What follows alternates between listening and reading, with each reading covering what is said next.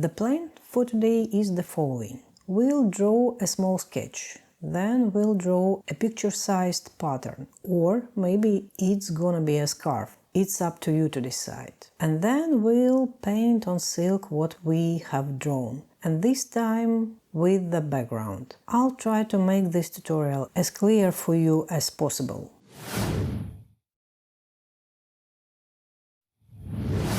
So I start with a small sketch, and the most important flower in our composition we will place in the center, but raise it, and it will be the largest. The second flower will be a little smaller, and we'll place it under the first flower, so that it slightly overlaps it. The third flower will be even smaller, and it will lie on top of the first flower. And look, it's important that the centers of the flowers are not on the same level. Now we'll draw the stems, remembering that the center of the flower is attached to them. And now we're going to draw the leaves. And we also draw one of the leaves that will slightly overlap the flower. The other we will put under the flower. And this will make our composition more interesting. And that's it for now.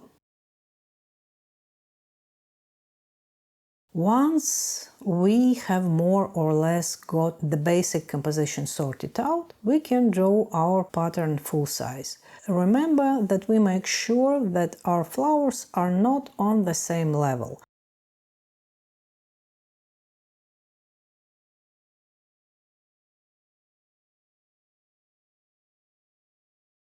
And the stems come out of the center of the flower. First, we just outline the basic shape, then we'll detail them. And here I would like to draw another leaf. A couple of little leaves on top. And now I see that the flowers are too small. They kind of get lost in this sheet, and they need to be increased in size.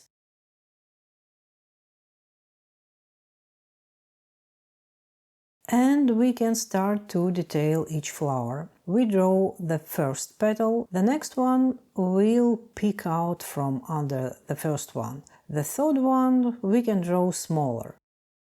Please don't be afraid to draw the petals differently, so your drawing will be more interesting and lively. It's the very least. And as a maximum, it will be more professional. Some petals can be quite narrow, and you can draw a whole group of short petals in the foreground and draw a second row of petals under them. Another small but important detail. If I have a lower petal with the same edge as the upper petal, I try to offset one of them a bit. See, I have several petals that are very similar in both shape and width. It looks like I don't know, standard sausages laid out in a row, and it's very easy to tweak that. Change the thickness of one of them a little bit, put a very small one between them. Here I have a group of small ones. You see, after all our efforts, the flower turns out lively, varied and interesting. For the second flower I used the same approach.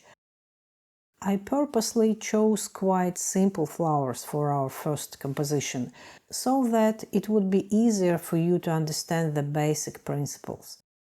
There is a series of videos on the channel where I show how to paint differently shaped flowers and leaves, but we have not yet combined flowers and leaves into a single composition. Of course, it's not necessary, but it's quite desirable that the petals differ slightly in width. I think the basic principle of drawing such a flower is clear. I will draw the third one on camera, and let's move on to the leaves. In a recent video I showed how leaves are drawn, and you can watch it later. I usually draw leaves by first outlining the central vein, which is also the central axis. Then I outline the basic shape, and then begin to draw it in more detail. Well, let today's leaf look like this, and let the veins converge at the base of the leaf.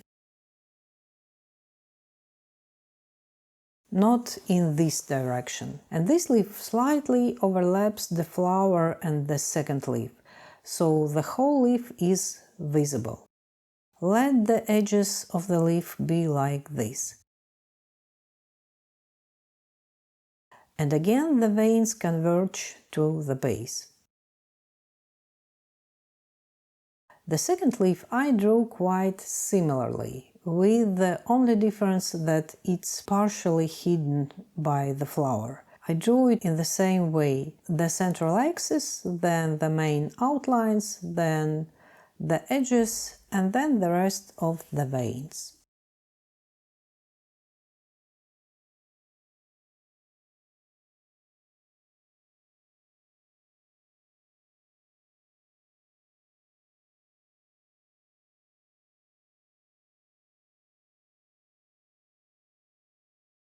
I drew the third flower and leaf behind the camera. Now let's draw the stems, the part where we can see them. I usually try to mentally draw the invisible part, maybe just by moving my hand in the air to trace the direction of the stem. And now we want to draw the top two leaves.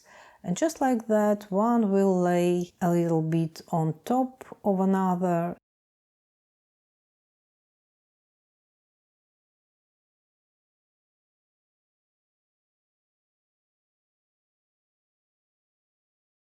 The second one will be a little bit smaller. And this is where we got this awkward gap. It's better to extend the leaf line. This way, I think, will be more convincing and pleasant. The next step is to trace around the drawing with a marker, to maybe correct it a little more, and so that it will be more visible through the silk. But if you, like me, drew with a soft pencil and your drawing is clear enough, you can skip this step. I usually correct the drawing a little at this stage. Before applying the resist, I check how it flows. This time I'm using a resist I made myself. The link to the video on how to make the resist is in the description.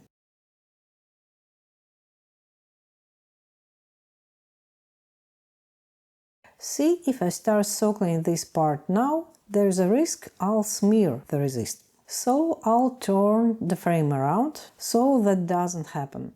You may have watched this video, but just in case, I'll show it again. If I interrupted the line and then came back to it, there's inevitably this blob on the joint line. To make the resist line more neat and nice, it's better to draw the line in its entirety, without taking your hand off. Now we have our composition compact assembled with a beautifully varied edge line. Perhaps this leaf could have been unfolded in this way, but on the other hand, the edges of the composition look more dynamic. So we have one side a lot different from the other, which is good, in my opinion. Well, now I'm going to check how well the resist is applied. I'm turning the frame over to the back side and I can only see one questionable spot so far. And this petal should probably be reapplied.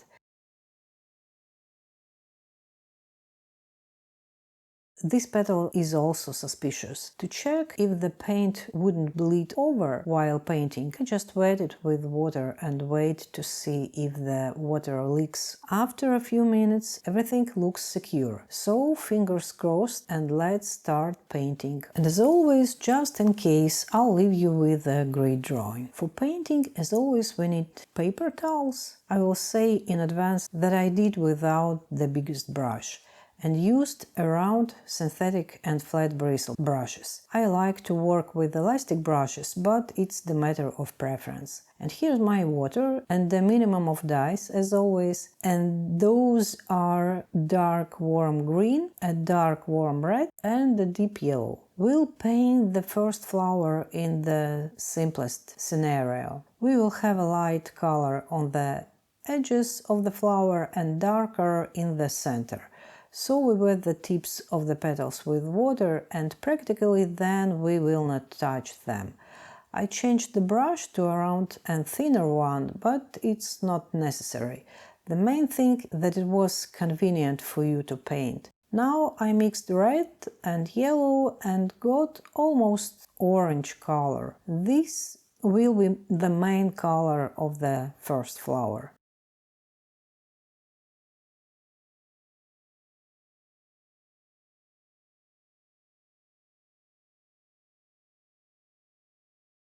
For your convenience, I will zoom in on the flower and leave the palette in the frame.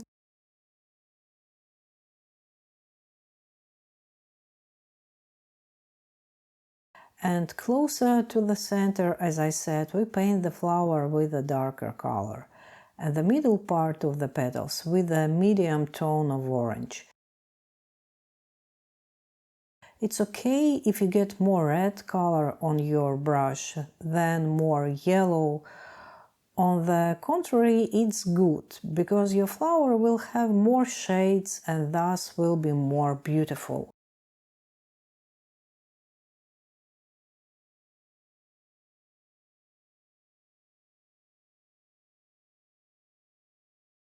The group of petals right here turned out more pink than the other petals, and that's okay too. I always stand for variety. With dark green, I'll paint the very middle of the flower. With a more diluted green, I'll paint around the center.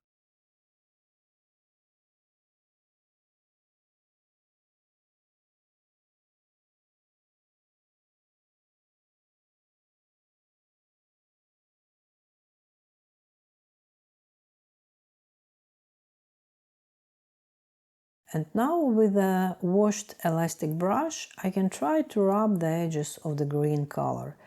It doesn't always work, because much depends on the quality of the silk and dyes, but then the colors themselves will spread beautifully on the silk. And with even more diluted green, we can mark the shadow under a group of short petals. The largest flower we will paint a little differently, because here we have a shadow from this flower and we will distribute the light areas also a bit differently. Let them be near the center on the covered side of the flower and on the edges, on the opposite part of our flower. That is, where we wet with water, then we practically don't paint afterwards. We will immediately outline the shadow. Perhaps we will strengthen it later. We'll see.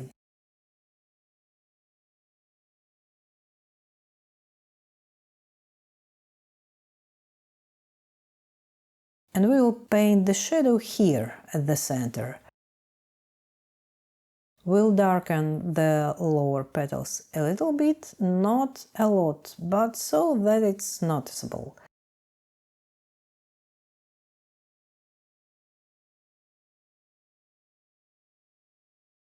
And for contrast, just under the light tips of the upper petals.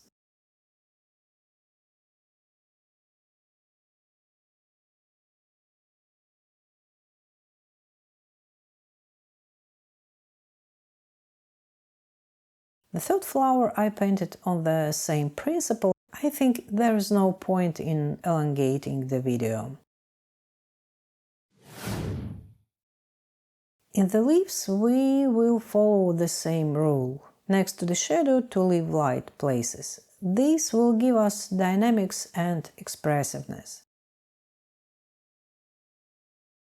And again, I'll zoom in on the leaf and leave the palette in the frame. At first glance it may look like I've got a mess in there, but I know there's more yellow here, red here and green here, and I'm picking up a rather muted green on the brush.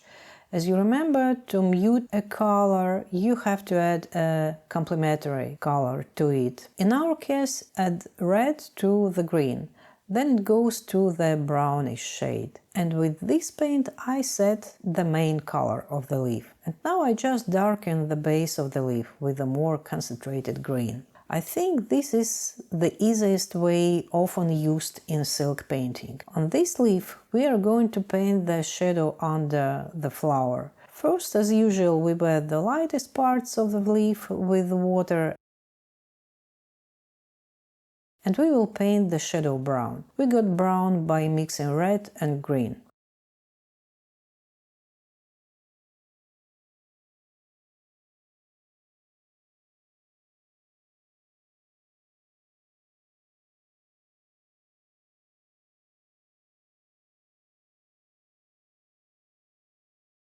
Now we can smooth the edges of brown.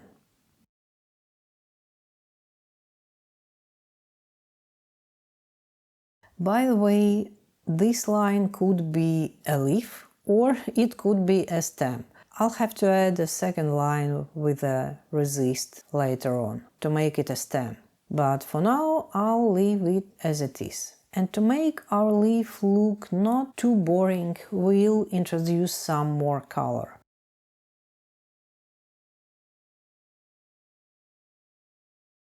And we will make the shadow under the flower even stronger. The third leaf will be painted like this. The edges will be light on one side and dark on the other. You'll see it all in a couple of seconds.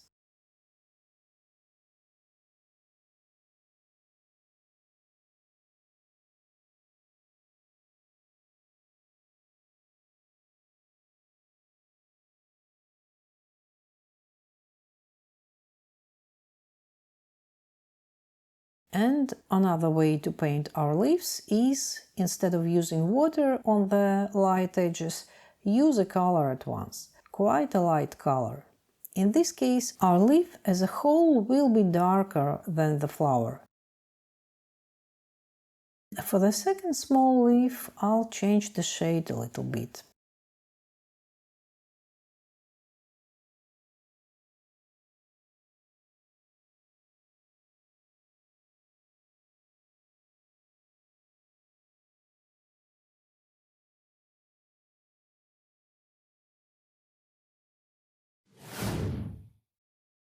And finally, the background. Look, to keep our bouquet compact, we will paint it in the same gamut.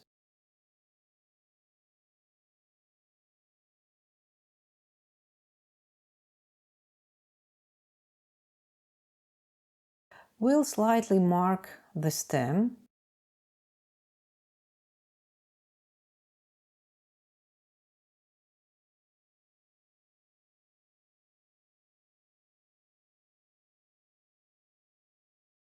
And we'll continue the shadow line. Note that the stem is also in the shadow. We don't leave it light and we don't pull it to the foreground.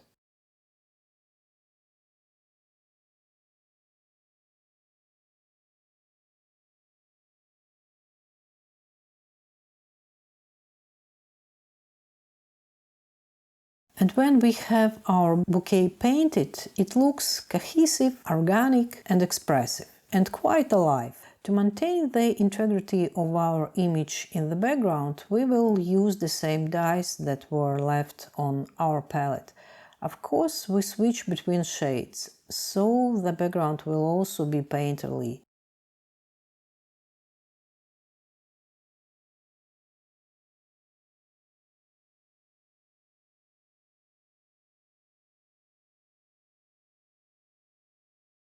I usually try to make the edges of the composition darker, so the composition seems more complete, but it's not necessary in this case. Oops, this color is a bit too bright and I think it's sticking out heavily.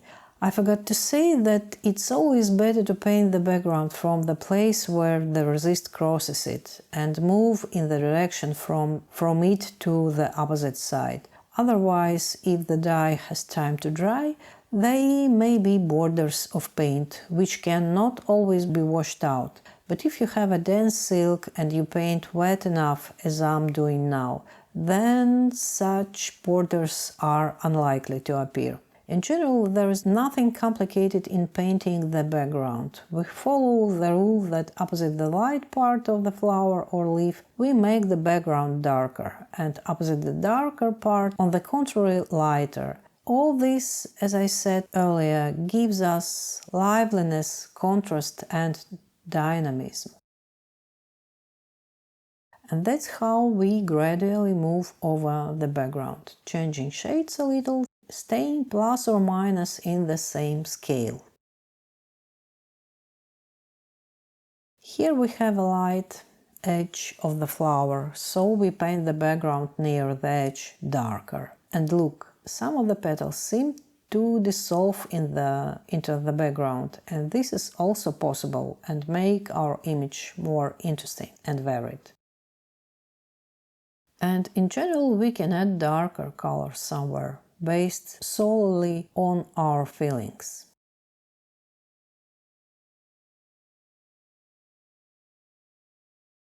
Before this place dries, we need to keep painting it.